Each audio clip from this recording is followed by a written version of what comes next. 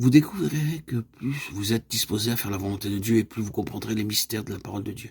Car il y a beaucoup de mystères cachés dans la parole de Dieu. Ils nous sont révélés lors de notre méditation quotidienne.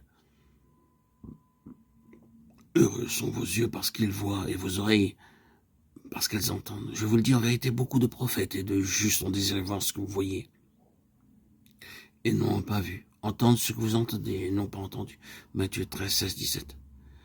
Ces secrets qui avaient été cachés aux yeux des prophètes et des hommes sages ne peuvent pas être vus, saisis par les facultés de la sagesse et de l'intelligence naturelle.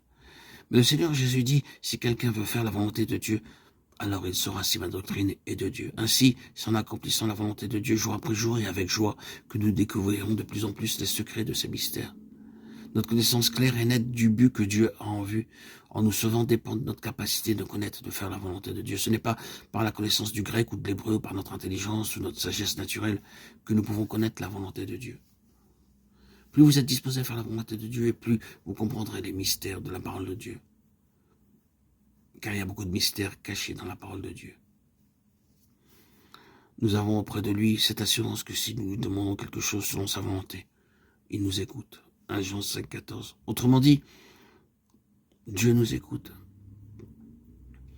Et si ce que nous demandons est en accord avec sa volonté, Dieu tend l'oreille. Notre vie de prière devient plus féconde lorsque nous faisons la volonté de Dieu.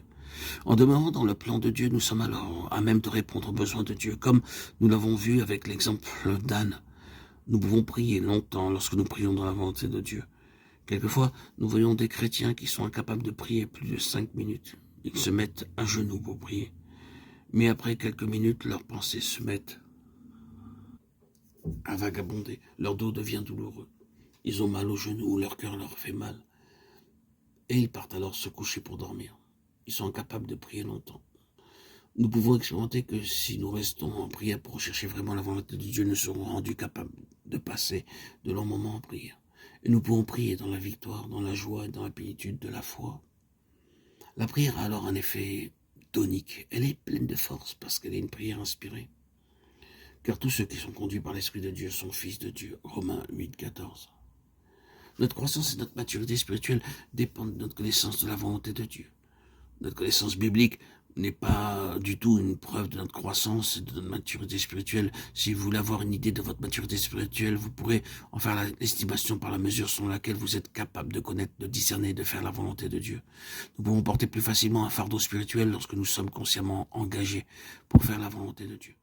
Beaucoup de chrétiens restent spirituellement des bébés, des petits-enfants. Mais pour croître vraiment spirituellement, il nous faut nécessairement être dans la volonté de Dieu et la faire en connaissance de cause, jour après jour.